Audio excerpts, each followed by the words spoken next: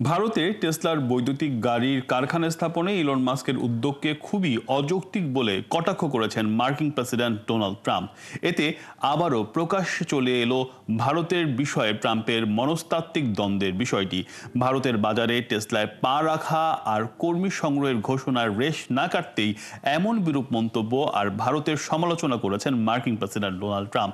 আর এই বিষয়কে কেন্দ্র করে এরই মধ্যে ঘনিষ্ঠ বন্ধু ইলন মাস্কের সঙ্গেও ট্রাম্পের বেশ মনোমালিন্য হয়ে গিয়েছে। আরো দেখুন তানহা জুলিয়ার প্রতিবেদনে। হোয়াইট হাউসের ওভাল অফিসে প্রেসিডেন্টের রেজুলেট ডেস্কের পেছনে বসে আছেন, হাতে কফির পেয়ালা। কিছুদিন আগে টাইম ম্যাগাজিনের সর্বশেষ প্রচ্ছদে এমনভাবেই দেখা গিয়েছিল ট্রাম্পের ডান হাত খ্যাত ধনকুবের এবং অধুনা রাজনৈতিক ক্ষমতাধর ইলন মাস্ককে। যদিও বন্ধুত্বের খাতিরে এই বিষয়টিকে হালকাভাবে নিয়েছিলেন খোদ মার্কিন প্রেসিডেন্ট ডোনাল্ড ট্রাম্পও।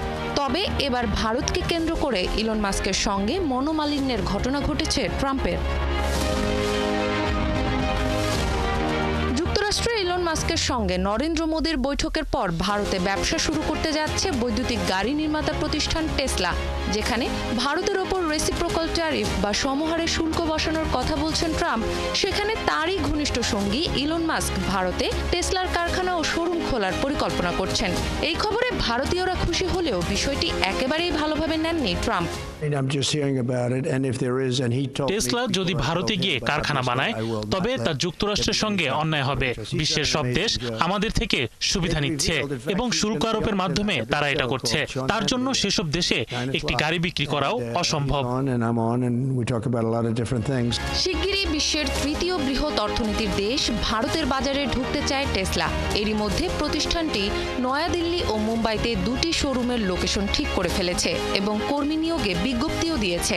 টেসলা এবং ভারত সরকারের মধ্যে কয়েক বছর ধরে আলোচনা চললেও উচ্চ শুল্কের কারণে কোম্পানিটি এতদিন দেশটিতে প্রবেশ করেনি। তবে ভারত সরকার সম্প্রতি 40,000 মার্কিন ডলারের বেশি মূল্যের বিলাসবহুল গাড়ির ওপর মৌলিক কাস্টম শুল্ক 110% থেকে কমিয়ে 70% করায় টেসলার বাজার সম্ভাবনা বেশ তৈরি হয়েছে। তানহা জুলিয়া, 71।